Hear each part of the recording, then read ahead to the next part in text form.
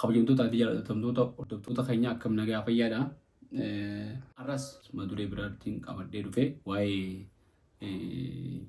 jabaan firan dhabuu laafaan firan qabu waan jiru irratti wal qabsiifnee addunyaan tun haala keessatti waan jiru fakkeenya tokko tokko fudhannee kaafnee haala addunyaan amma keessa jirtu jabaan firan dhabuu laafaan firan qabu waan jiru san nama ibsitu fakkaatti. Addunyaan haqa karaa sirrii karaa haqaa abbaa mirgaa walqixxummaa namummaa miira gartee ilma namaa moraalitii waan jedhan qaanyii safuu gaarii dalaguu gaarii yaaduu waan akkana haqa namaa haqa abbaadhaa galchuu waan akkana kanaatu addunyaa irratti waan sirrii jedhamee beekama.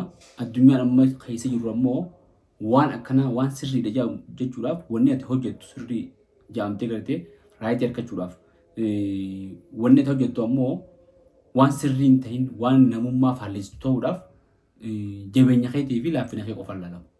Yoo jabaa taatee wanni ati hojjettu hundi wanni dubbattu hundi wanni ati naawwata dubbattu beektaa gartee hojjettu qofa osoo hin ta'in wanni ati yaaddulleen tagaraan dubbattu. Yaadni keetilleen gartee waan gaarii waan sirrii ta'e fudhatamaa jechuudha. Sababni sababuma ati jabaa taate qofaaf.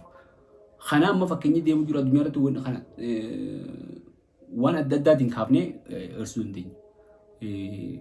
Wanni gartee humna namaa kennu wanti gartee mirga namaa kennu humna ta'e jabeenya jechuudha. Kana deemu jira. Kana wajjin wal qabatee dhimma uummata keenya uummata musliimaa uummata Falastiin uummata Gaazaa wanni isaan irra gahaa jirtu hedduu waan nama shoror keessaatti hedduu waan gartee jenoosaayididha. Duugaa sanyii jenii hayyoonni gartee duugaa sanyii irratti hojjetanii mootummoonni biyyoota adda addaati hundi isaaniitu addunyaa guutuu haala jaamuun irra walii galanii gochi isaan irratti raawwatamu jiru kun duugaa sanyiiti jenii walii galanii jiranii rabbiin irraa haa dhaabu rabbiin gartee irraa aansu jenna.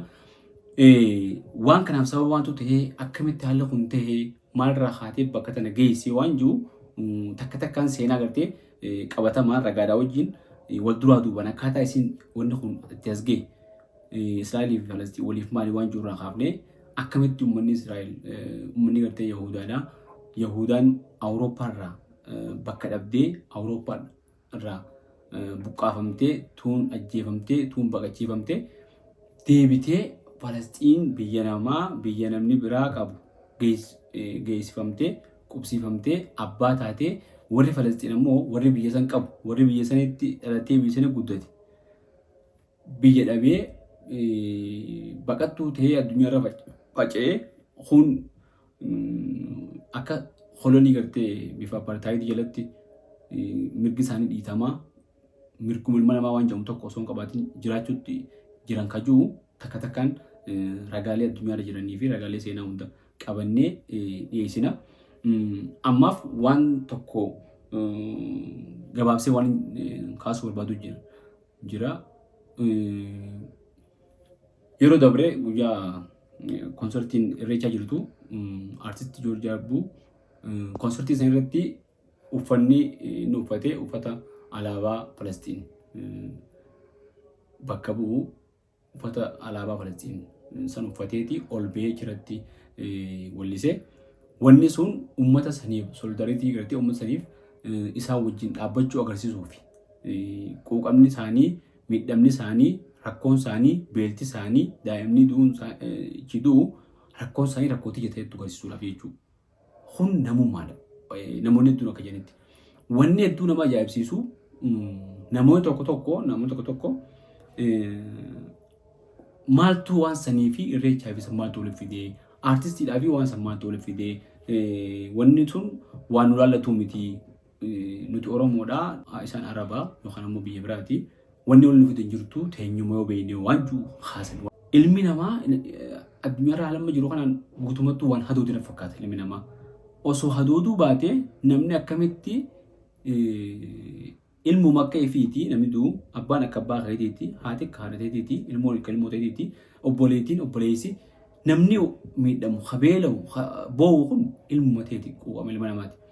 Akkamitti ilma namaa kana miidhaan isaas dhagamuu dhabdee waa'ee isaa dubbachuun ammoo akka waan qaanyii taate yookaan ammoo waan biraa taate fudhatamte. Hedduu ulfaata jechuudha namatti kun. Yoo namummaa ilmi namaa namummaan keessa jiraatte hadooduu baate jechuudha. Dhabiin yoo keessa jiraatte ilmoon ajjeefamtu akka ilmoo isaati jee quuqama jechuudha.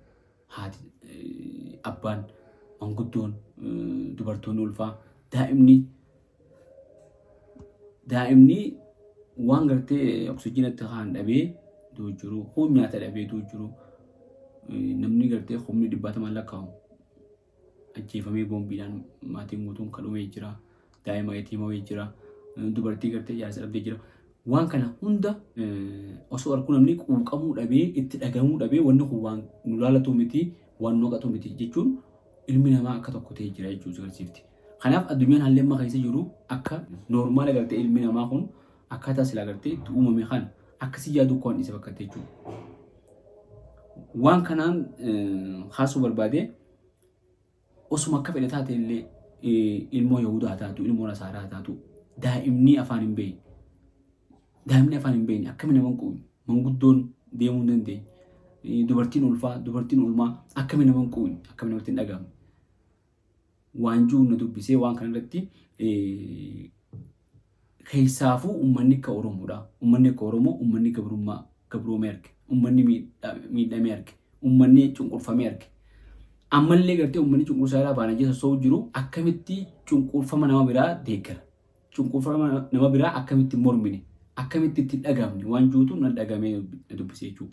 Kanaaf seenaa dheertuu tanaa uummanni kun cimina isaanii akkamitti akka uummanni sun haala ulfaataa san jalatti mirga isaanii falmachaa didachaa lafti teenyarraan deemnu jechaa osoo gartee karaa bananii fi biyya biraatti deemaa janiini biyya isaanii irra dhiibanii hin deemnu as dhumna janii hundumaa hun beelaan dhumaa hun rasaasan dhumaa hun boombiin dhumaa hun gartee bifa adda addaatiin manirra jiisanii dhumaa achi taa'uu danda'an. Waan san irraa barachuu qabna malee ummata san gartee akka ummata dadhabaa tokkotti ummata ifirroo gartee ifii ol hiixateetti ilaaluu hin qabnu jechuudha. Kun hedduu waan nama dhagamuu qabu waan hedduu namatti ilmi namaas gartee kan ilma namaa tokkotti if ilaaluu qabu. Daa'imman san manguddoo san ummata san rabbi haa dirmatuu fi namuu biyya addaatii ummannummaa Yahudaa abbootiin amantii kan Yahudaa gurguddaan aktivistoonni namoonni beekaman hedduun duguuggaa sanyiitii kun gocha farra dhala namaatii wanni Israa'el wajjin jirtu kun jaanii morman ifaa ifattee jechuudha. Isaanummaanuu Israa'el keessa uummanni jiru hundinuu mormuu jira. Waraanni kun aangoo dheereffachuudhaaf kan geessu jira jennee jechuudha. Piraayim Ministeera isaanii. Kun ammoo akkam nuti waan dhagamuu dhabeeti moo nuti maal taaneeti waan juutu laalamuu qaba jechuudha. Haala kanaan ilmi namaa jechuudha ifiyootti toltee ifi haadhaan jiraate namni kun dhabamullee ollaansaa akka badhatullee ilaalu jechuudha. Keessaafuu namni amantii qabna jechuudha. Amantii Islaamaa qabaadhu, Kiristaanas qabaadhu, amantii feete qabaadhu. Namni wanni gartee rabbii hojii walitti na hidhattee yaaddu. Waan sirrii jettee yaaddu sun ollaa kee nama biraa manguddoo daa'imman dubartoota akkamitti qabija akkamiin laalija. Humnatti garsiisii jaamoo isaan kana irra jabaa waan taateef fixi jaamoo akkam jaa hin jiru jechuudha. Pirinsipil addunyaa keessa jechuudha. Kitaabnummaan nama nagayaa nama gartee akka keentukin nama badiin dalagin nama kana fixijuu lafa sarara dhagii cunqursijuu hin jiru jechuudha addunyaa marraa'u. Kana sirriitti namni hubatee numaa'uu irraa barachuu qaba namni akkamitti akka falmatan mirga isaanii namni isaan irraa barachuu qaba uummata isaanii irraa. Yoo uummata isaanii irraa barachuu baatanii gartee akka waan isaan ifirroo ta'anii ilaalan gabrummaa nama saaliti jechuudha. Hariirummaan uummata Falastiinsanii fi Oromoo gidduu jiru maali jennee ilaaluu danda'a namni gaafa Oromoon gartee qabsoo duree eegaltutti qabsoo Oromoo tana namoonni gargaaraa turan uummata Falastiin fa'aadha. Qabsaa'ota Falastiin. Kanaaf namni gartee biyya adda addaa jiraatu bakka fedhe jiraatu dhimmi namummaadha. Dhimmi gartee daa'immanii addunyaan tun addunyaa kiyyabduudha. Addunyaan ammaan tana akkuma reefu dubbanne humna wani ilaaltu addunyaan.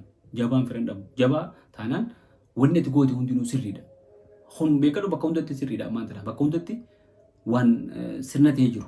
Bakka hundatti namichi qabeenya qabaannaan, aangoo qabaannaan, qawwee qabaannaan, dandeettii qabaannaan, beekamtii qabaannaan waan qabu kana hundaan namarra jechuu danda'a abbaa fedhe akka godhuu danda'a jechuudha. Isaaf wanni inni godhe sirriidha jechuudha. Laafaan tokko immoo yoo xiqqishoo kanarra achi maqee yoo xiqqishoo nama bu'ee wanni inni adabni isaa adda jechuudha hunda biratti. Kanaaf addunyaa akkana kana keessatti immoo akkamitti akka jiraachuu qabnus gartee jabaachuun waan filannoo qabu miti dirqama garuu akkamitti akka jabaachuu qabnu haala akka jabaachuu qabnus if ilaalaa ufuma teenyaaf ifis madaalaa gamaa gamanaas immatti ilaalaa deemuu dirqama. Bal'ina gartee waa'ee qabsoo uummata Falasxiinii fi akkamitti akka uummanni Falasxiin irratti godhanii wanni isaan irra ga'u jiru hangamti akka shook nama godhaa waan akkamii osoo maatii ta'e taate osoo mataa kee taate akkamii wanni isaan irra ga'u jiru sun waan namni baadhachuu danda'u moo hin dandeenye waan jiru qabxiilee 20 tan pirezidaantiin Ameerikaadhaa Tiraampi wixinee gartee nagayaa jee furmaata rakkoo waraana Israa'elii fi Falasxiin jee lafa kaa'ee qabxiilee san maal faaf keessa qabdi waan jiru qabxiilee sanillee takka takkatti ilaalla. Qabxiilee saniif deebisaan immoo qabsaa'onni uummata Falasxiin kannanoo maali waan jiru san keessaa kan fudhatanii kan dhiisan waan jiru akkamitti mariin amma kallattiin osoo hin ta'in kallattiidhaan deemaa jirtu kunoo akkamitti deemu jirti bu'aansi maali? Wixineen tunoo wixinuma dhugaadhaan gartee haqa uummata Falasxiin eegsiftu immoo ta'a akkamii waan jiru odeeffannoolee addunyaa gartee maddoota adda addaa irraa argannuun qindeeffannee takka takkatti qabannee waan guyyaa guyyaadhaan irra ga'u isin hubachiisuudhaaf qabannee dhufnaa. Hangasittuu miidiyaan kun miidiyaa keessanii laayik sheer sabskiraayib godhaatii wal biraan gahaa nu jajjabeessaa koomentiis nuu kennaa yaada nuu kennaa hirmaadhaa hedduu walqabamaa.